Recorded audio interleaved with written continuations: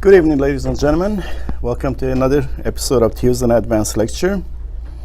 This is our first session on the topic of World Champions Classics. So I'll be showing one great game from each World Champion for the next 4 weeks, and hopefully we cover most of them by then. Tonight I have selected 2 games to go over. One by former World Champion Kramnik against Kasparov, first game. And the second one Fischer against Benko. These 2 games are some of the best games, or one of the best games from each one of these world champions. In the first game, Kramnik is white against Kasparov. So according to many people, Kasparov might be considered one of the greatest chess players of all time. So Kramnik single-handedly pretty much dethroned Kasparov. For a while, nobody thought Kasparov would ever be dethroned, just like people think Carlsen is not going to be dethroned, and who is going to dethrone him. It's hard to say who might be able to do this, but Karyakin won the candidates tournament last week, so he'll be challenging Carlsen in November in New York. So we get to see those games live, hopefully. And I personally think Carlsen is a favorite. He might be world champion for another 10 years or so, unless some accident happens. He's such an all-around balanced player that I just can't imagine anybody could dethrone him anytime soon. So, by the way, there's a new movie about Carlsen coming out. And because it's in New York, before this World Championship, I got an email from one of the producers of Carlsen's movies and interviews that they're going to be in New York, and before the match he's going to play against Manhattan, some of the best players in Manhattan. It'd be called Magnus against Manhattan. So it'd be interesting to see how it's going to turn out. So going to this game, let me tell you the story of this game first. Kasparov was black. He played the best line of defense that he knew, which was King's Indian defense. Kasparov, during his period of 15 years as world champion, he proved to be the best King's Indian player in history. And he played, Kramnik as white played what's called the Petrosian variation. Petrosian variation, anybody knows what this specific move makes it Petrosian variation? In King's Indian defense, Petrosian himself, after e5, d5, when he played d5 followed by bishop g5 in King's Indian defense, that's called Petrosian variation. Petrosian played this quite often and got very good results with it, so it has his name on it. So Kramnik as white, he opened with knight f3. Okay, this is a very good flexible move, rather than typical e4 or d4. It's guaranteed that the game is going to be complicated. There are very few exchanges, if ever, with this opening usually. Of course, it could transpose to Queen's Gambit, to Slav, to King's Indian attack, to ready, to many different systems. So it's too early to name it. But even until about 50 years ago, as soon as white played knight f3, they used to call it the ready opening. That was premature. Too early to name the opening. Kasparov responded with knight f6, c4. So with these 2 moves, c4 and knight f3, white is controlling both of the central squares. On d5, obviously white will take, and that's an exchange that is better for white because a c-pawn, white's c-pawn gets traded with black's d-pawn, which is more centralized, and white still has both of his central pawns. So it's slightly better for white. Black played g6. Can we name this setup yet? After 2 moves? It's still too early. We don't know if it's going to be King's Indian defense or Grunfeld. White played knight c3. And if black is intending to play Grunfeld, he must play d5 now. And this is Grunfeld defense. And white could play, for example, c4 or e3. All of these are playable. But if black is planning to play possibly King's Indian defense, he would play bishop g7, as he did in this game. And this move ensures that it's going to be King's Indian defense, e4. Black played d6, typical, and white plays d4. And black castled. So what's the name of this setup now? King's Indian defense. Kasparov, he played two openings quite often in his World Championship match against Kramnik. One was the King's Indian defense that Kramnik was especially prepared to play against, and one was Berlin defense. He kept on playing the Berlin in Roy Lopez, and Kramnik proved that he was well prepared against both of those. So strategically, Kasparov made a mistake playing Berlin defense constantly all the time. He could have played the main lines of Roy Lopez. That would have been livelier games. White to play. There are 8 different systems that white could play at this point. He could play bishop e2, classical, and castles. He could play bishop g5 immediately, bishop e2 followed by bishop g5, overblock attack. h3 is a line that is very popular these days. So in this game he played bishop e2, and black played e5. This is one of those moments that it seems that white can just win a pawn. Pawn takes, trade queens, rook takes, and knight takes pawn. But immediately bracket strikes back with knight takes pawn, and it's not playable. It's not that good. In tournament play, I was on black side of this variation once. Pawn takes, queen takes, rook takes, and knight takes pawn is not that good. Knight d5 is more playable. Bishop g5 is the main line, also playable. But I had one player who played knight takes pawn. And of course, black gets his pawn back immediately with knight takes this pawn. So here, white tried to be clever and decided to win a second pawn. Knight takes pawn on my rook, and if king takes, he takes this knight. But now this was a tactical mistake because black played bishop takes knight check, removing the attack here, and after pawn takes, king takes, and black is a piece up. So this is about the only trick in this variation. There are very few traps in this line.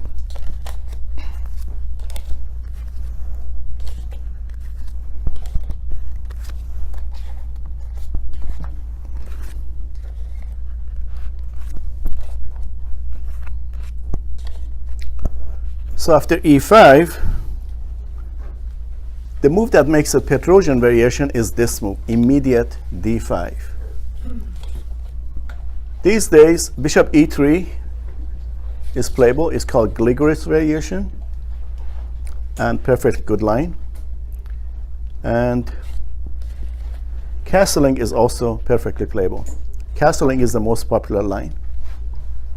And after castling, black wants to force white to make a decision with this pawn.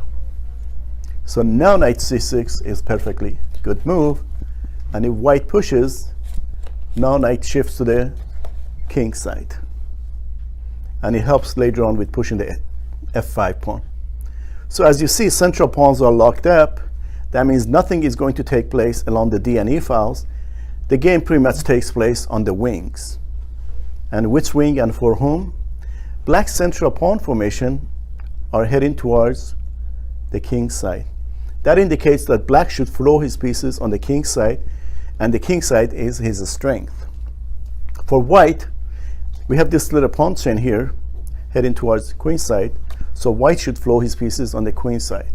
So the strategic battle lines are drawn for both sides on how to conduct the game.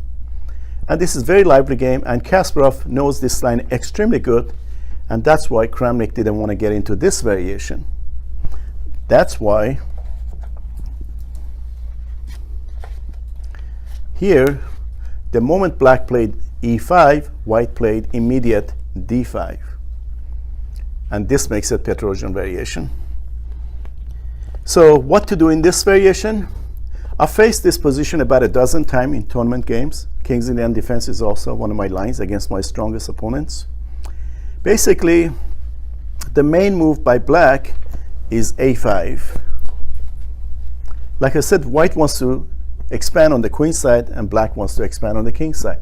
And this one move slows down white's expansion on the queen side by at least 2-3 moves. The idea is to sink a knight on c5 with knight a6 or knight d7 followed by knight c5, put more pressure on this pawn. In the meantime, knight is immune from attack by the b4 pawn. So I was surprised that Kasparov did not play this move. This game happened in Moscow in 1994, even though he knew that a5 was the main move, and he played this a5 move against many players. So there could be many reasons why he didn't do that.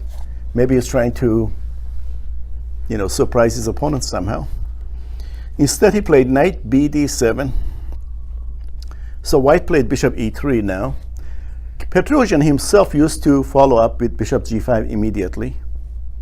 So there's a lot of reasons as to why bishop e3 first. Usually when you play bishop here, you have already played h3 because you don't want this knight harassment on g4. But he played bishop e3 immediately, inviting knight g4. Somebody like Kasparov, he would go for a move like this. So played bishop, knight g4, bishop g5, f6. My guess is the reason Kramnik played this line, and exactly in this variation, he must have seen some weaknesses in black's camp, or one of his seconds has found some weakness in the way black conducts this game, and he felt comfortable playing the white side of this line. It's not that these guys accidentally get into these openings. There's a great deal of preparation that they've done at home. I'm sure he's had this position in his room many times. So bishop g5, f6. Now white has to make a decision. Sometimes this bishop retreats to h4, sometimes retreats to d2. One grandmaster may like this retreat, another one may like this retreat. This is where subjective decision making comes. So Kramnik played bishop h4. This is all book, by the way, so far. These guys are not coming up with any new moves. So black is aware that this knight is going to be kicked eventually. Knight h6, maybe follow up with g4. That's why he played h5 now, to secure the knight, so that if h6, then knight h6. And of course, black with this move is threatening to, at some point, to win a piece. After he retreats the knight, g5 with the idea of bishop g3, h4 traps this bishop. That's his idea. So played h5. White to play knight d2, putting the question to the knight.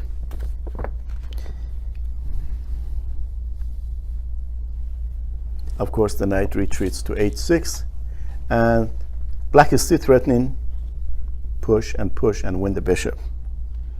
So white has to find the escape in his square, f3. These are all book moves, by the way. So still all so far so book. Black to play knight f7. This knight obviously is misplaced here. On f7, he can possibly jump to these squares. White to play queen c2. So white has not shown his hand as to which side of the board he is going to castle. And he makes his options open. Black to play bishop h6. Black brings the bishop to a fantastic diagonal that is unchallenged for now. It's white to play Kramnik castles long. Okay, the game gets really exciting when you see opposite side castlings. As the Russians say, with opposite side castlings, there are usually two results. White wins or black wins. Very rarely you see a draw. So black to play. So black was ready to expand on this side, hoping that white would castle short and expand on this side of the board, but all of a sudden white castled long. That's what Kasparov himself does sometimes. He castles long against kingside. I showed the Topolov game, his game of the century, a couple of weeks back. He castled long and he won the game brilliantly. So it's black to play. Now he's got to regroup his pieces and bring them to the queen side of the board. He played c5.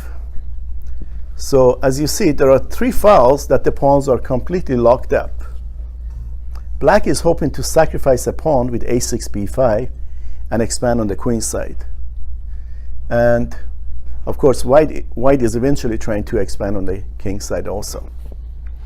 Like I said, it's very subjective decision making as to whether, for example, here, white should play en passant or not. The advantage of doing en passant, pawn takes, for white, is that he can strike at this weak pawn on a half-open d file. The disadvantage is that the b file also becomes half-open, and black could counterattack with the rook or something on that file. It's very much a subjective decision making. One grandmaster may go for it, another one may not. What did Kramnik do? c5. Yeah, black plays c5, and white did en passant. Pawn takes, pawn takes. Okay, so that means the game is going to be even livelier with this pawn trade. Oh, no, I'm sorry, he didn't. Oh, yes, he did. White to play king b1. So he gets the king off this dangerous diagonal and walks into another dangerous file. Obviously, he's going to probably move the king 1 more square. It's black to play. When there are opposite side castling, you want to have a big pawn avalanche. Even if you sacrifice the pawn, you got to open up lines and just advance those pawns as quickly as possible. Rook b8 is possible, but looks like there's not much this rook can do with all these protected king. But this pawn, rook may use the a file and just advance this pawn, and even at the cost of sacking the pawn, trying to open up the file. So black played a5. So as a matter of principle and strategically, it's absolutely correct move. And as this pawn gets closer, it becomes more dangerous. So white decides to stop the pawn immediately at a4. Now, how can black possibly dislodge this knight? b6. Possibly with knight b6 or c5. Possibly with bishop d7, hitting the knight. So it's white to play. I'm sorry, black to play, and black played c5. With c5, black gives a scope to this bishop to bring it to b7 and possibly c6 and attack the knight. But every time somebody makes a move, best way to think of how you can take advantage of that move is to think of what squares that pawn used to defend that is no longer defending. So with this pawn push, all of a sudden these squares become even weaker, and these become outposts. This is a perfect example of a backward pawn. In order for a pawn to be backward, he has to meet 3 criteria. Number 1, it must be on a half-open file. It is, right? It cannot be defended with a pawn. Both of these pawns have advanced, so it can never be defended with a pawn. And also, the third criteria, the pawn cannot be advanced without losing. White has a big bind on this square with the c4 and e4 pawns. How can he increase that bind? Knight comes back. You see, he just moved the knight to stop the a pawn. That was his strategic goal. But after this move, the strategy changed. Now he wants to hit at this weak spot. This is black's weakest spot. It seems to be it's guarded for the moment, but it's not a bad idea to attack it anyway. So he brought knight back to c3. Black to play bishop e3. This bishop is going to have a great career in this game. Imagine if it gets to d4 square. Wow, what a powerful piece, well protected with these 2 pawns. So this is black's star piece. Bishop e3. White to play knight d5. Hitting the bishop, posting a knight to a fantastic outpost. And of course, black saved the bishop by playing bishop d4. Okay, so it is a very well-placed bishop. When your opponent has an extremely well-placed piece, And in this case, that's his only well-placed piece. So You must get rid of it. knight to b3. Exactly. Knight to b3 with the idea of knight takes bishop. Of course, white realizes that once black takes with either pawn, that pawn on d4 would be by definition a passed pawn, which is one of the best kind of pawns you could have. But it's going to be a while before that pawn ever gets promoted. So in the meantime, that bishop must be eliminated. So play knight b3. Black is also after this fantastic piece with bishop b7. So white played knight takes bishop. So each one is eliminating his opponent's star piece, which happens to be a black bishop here, and it's going to be a white knight there. Black took with a c pawn.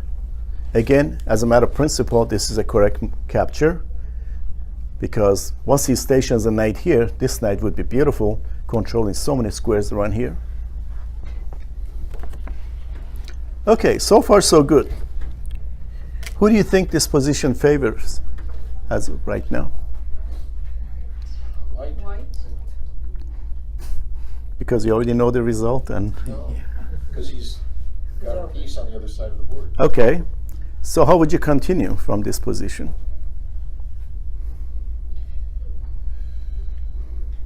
Maybe king a1 first and then rook b1 and push.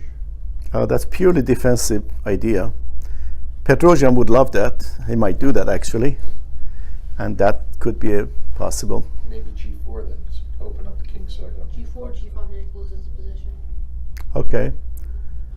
Of course, on g4, black could play g5 and bishop to any one of these squares, followed by h4, and completely lock up the center. There is no chance white would be able to open up this side.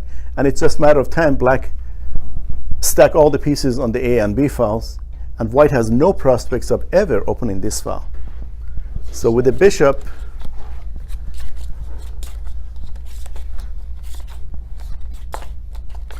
so g4 may not work. How should white open up this side? Obviously his strength is on this side. He must open up on this side of the board, whatever it takes. f4. Bishop to E1. And especially if you want to outplay somebody like Kasparov in his pet variation, King's Indian defense, you must surprise him. But it has to be good surprise, of course. Bishop E1. What is it? Bishop E1. What's the idea behind bishop e1? D2 and then bring G4. That's possible also. That's another way to go. But immediate f4 is perfectly playable too. You see, this pawn is overloaded. It's guarding this pawn, which is a very important pawn. So black takes, white can capture on this square. f4 is a nice way to open up the game. Yes, black will have a bunch of pawns over here. He could take here and push, and he will have lots of pawns here. But the main thing is white strikes in the center and opens up the center. There's a principle in chess that a wing attack would not succeed with an open center. So you want to stabilize the center or lock up the center before embarking on a wing attack. So f4 is a beautiful move. This is the first surprise move by Kramnik. I mean, it's not that hard to see, but it's a very nice move. Black to play continued with his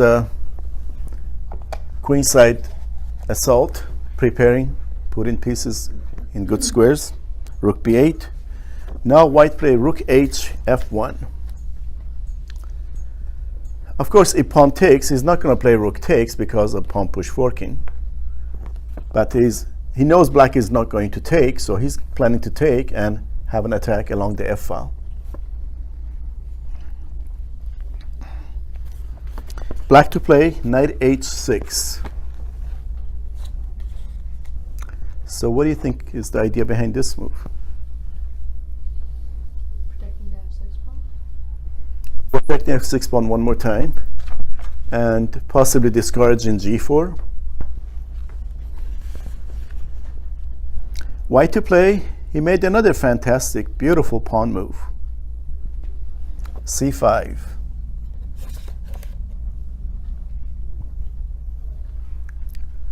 Okay. Oh, he opens the white square bishop. If black takes with the knight, he can play pawn takes pawn, one more attacker on this square, and the pawn cannot take. So f6 would be extremely weak. If he takes with a pawn, then pawn takes pawn, and if knight takes, this pawn drops. So it's a beautiful move, c5. One of the things that King's Indian players hate to see, because they love to attack on the king side of the board, which by the way in this case doesn't help because white's king is living on the other side, is by the opponent to quickly open up the center. They love locked up center so they can expand on the wing. And Kramnik is doing exactly what black doesn't like to see, opening up the center. So on c5, first black eliminated this piece, white's star piece, takes, pawn takes, and now he played knight f5. What's impressive about this game, it seems that black is really on top, it seems. And with every move, he's consolidating the position, improving the position, and white might be in trouble.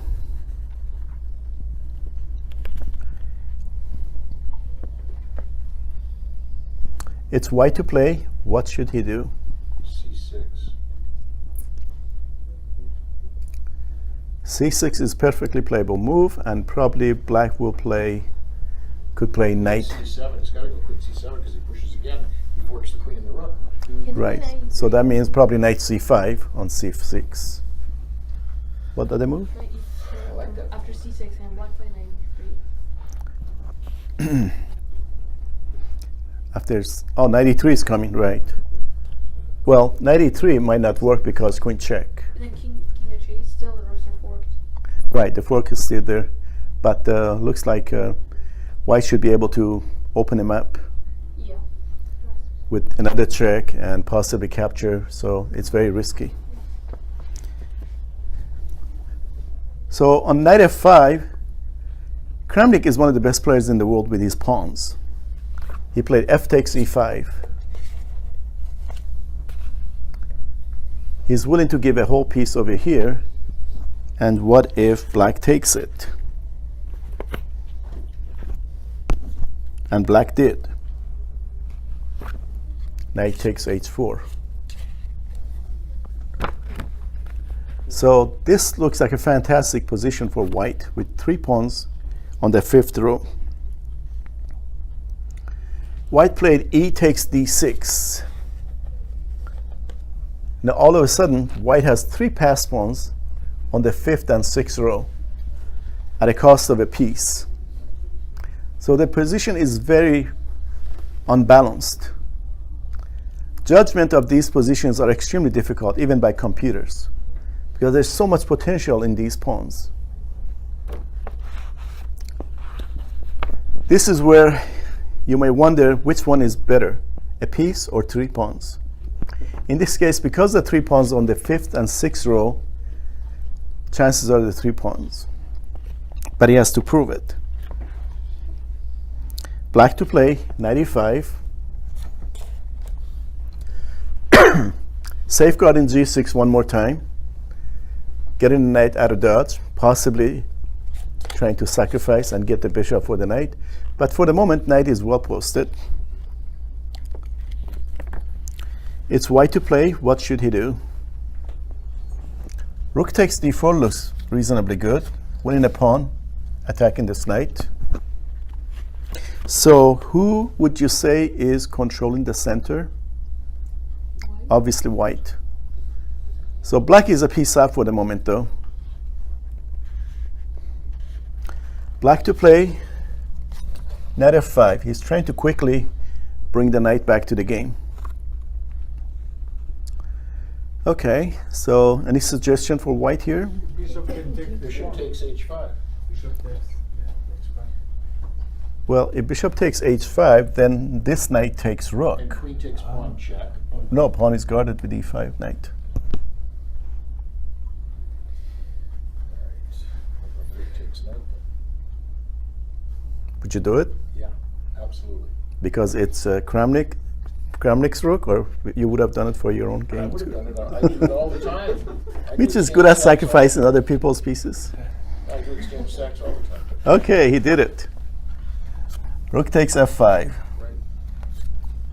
Every now and then Mitch finds great moves. So, of course, black took, and now you can tell black's king side is extremely vulnerable.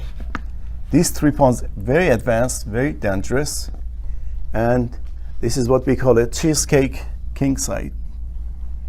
Very soft, very about to fall apart. So black to play, and he must defend this position. He's got 3 majors, so still all the major pieces sit in the back rank. In the meantime, white is a whole rook down. You see the material imbalance?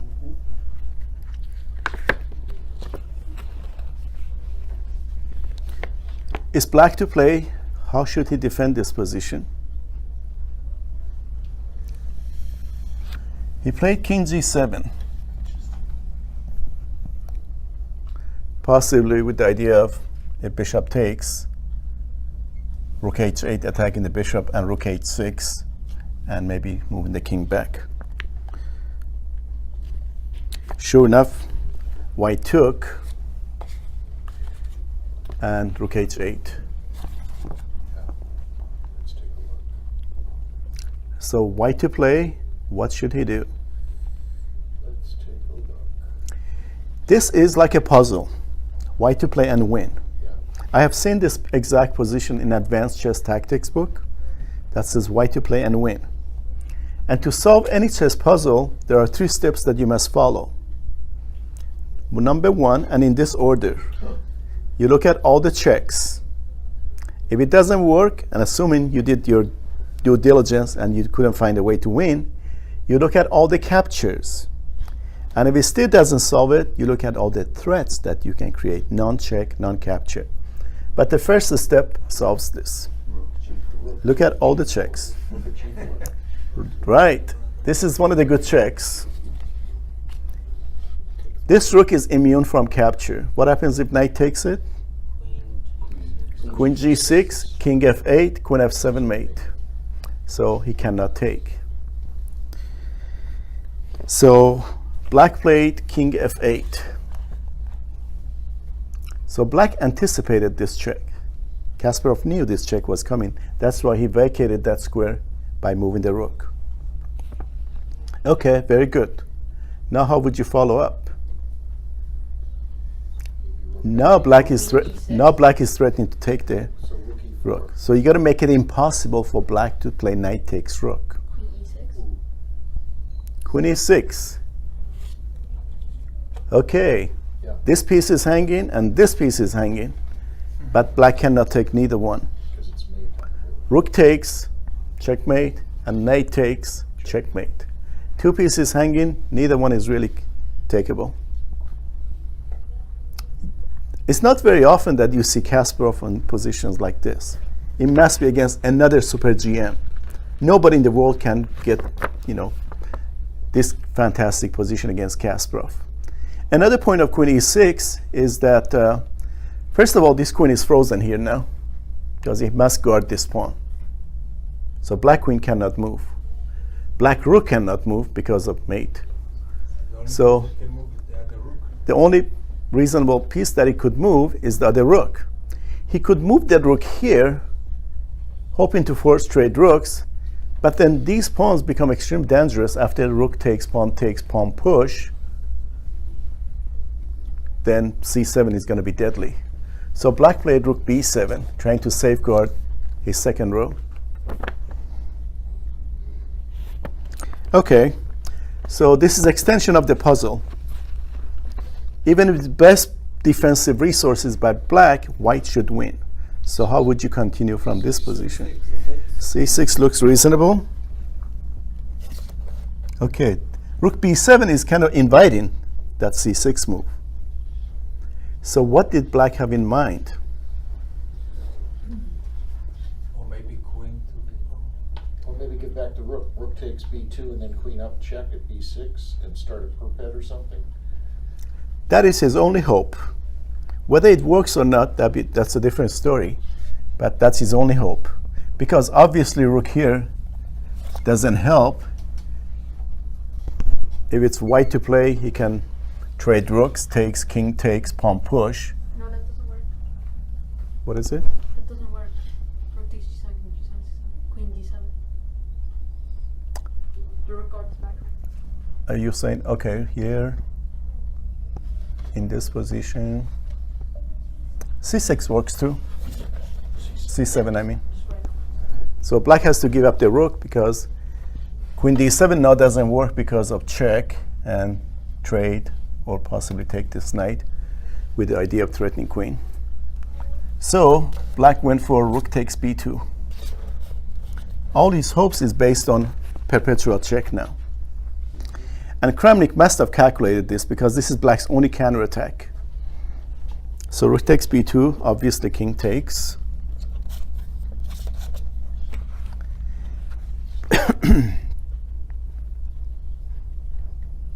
Queen b6 check.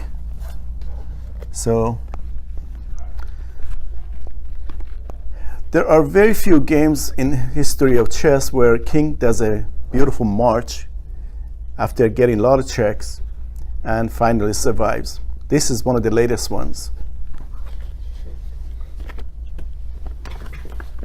King a3. And any more checks by black? C5. Queen c5 check. King a4. Thanks to this rook, which is immune from capture. And by the way, black is going on a suicide mission now. He must do something. Otherwise, there is no defense right now to this Queen C2. checkmate. Check. So, queen c2 check. King takes A5. What should he do now? Why didn't the queen go to b4? Because of the rook. Oh, the rook's there. Rook is controlling I b4. always forget to look too far. I get excited. So, should he take the pawn or should he go to king b5? No, King B5 is better. Right, this pawn is actually has a role of a traitor to shield the white king. So king b5.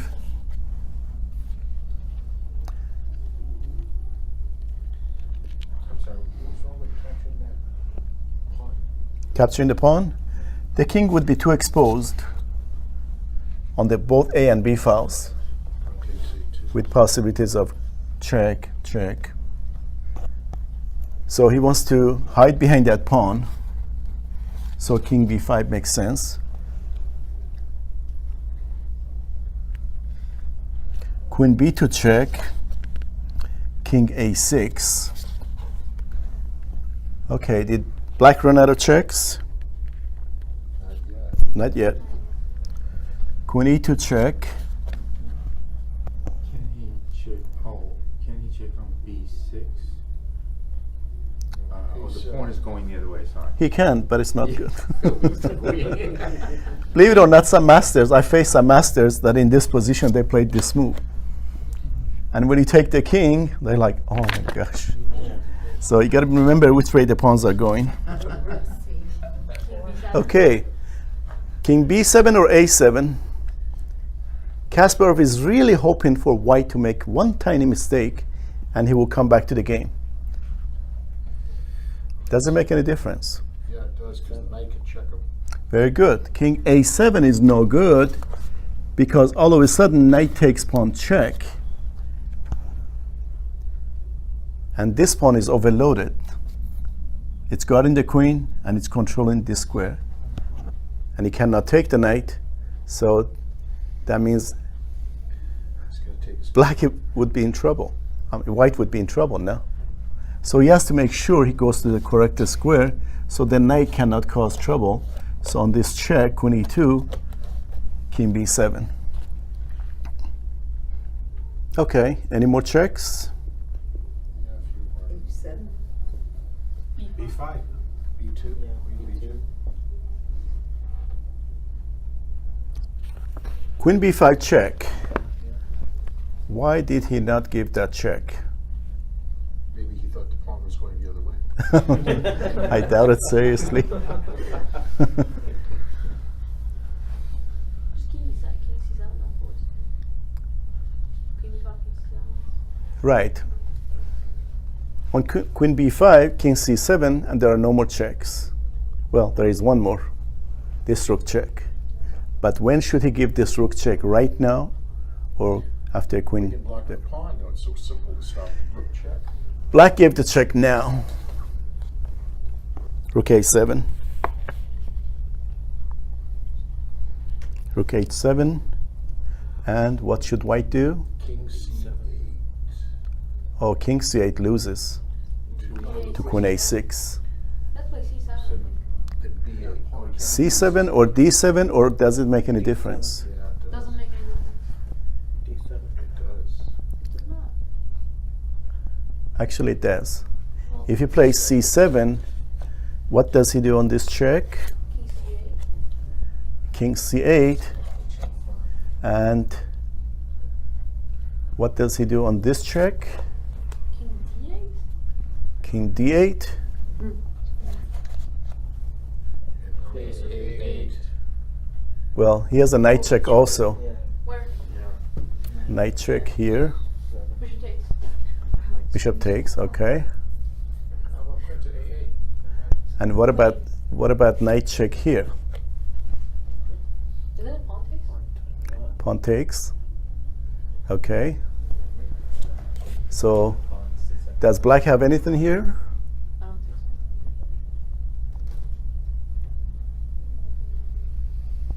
Can't check on F7. Bishop takes. Oh, it just. Does white threaten anything? Yeah, Queen E8 mate. Well, it's not mate, but oh yeah, that's right. He's square discovery. So that's white's threat. So Kramnik did not play pawn c7. He played pawn d7. And at this time, by the way, it's move 41 towards the end of the time control. Serious time pressure, I'm sure, for both of them. So it seems that pawn c7 was playable also. Knight F7. But in this position, Kramnik pushed the d pawn, d7. And this is where white finally gave up. Black. I mean black, because he could give another check, but after king here, there's no more good checks. He can resist, rook takes pawn, pawn takes, a couple of more checks, but eventually black king will be safeguarded. So in this position, after rook h7 d7, black finally resigned. You rarely see any game that Kasparov's king, goes for so many checks with the queen, and his opponent marches the king all the way to his side of the board and survives. So I hope you enjoyed this game. There's a nickname for this game. It's called Who Let the Pawns Out? All these advanced pawns. One of the greatest games that Kasparov lost to Kramnik. So this is the game that you guys are going to see this month from Kramnik. The next game that I'll be showing in the next hour is a game by Fischer. Fischer was very proud of this game. He was white and he won against Paul Benko, one of the greatest chess composers of all time. Okay, so we take a break now and we come back in a few minutes.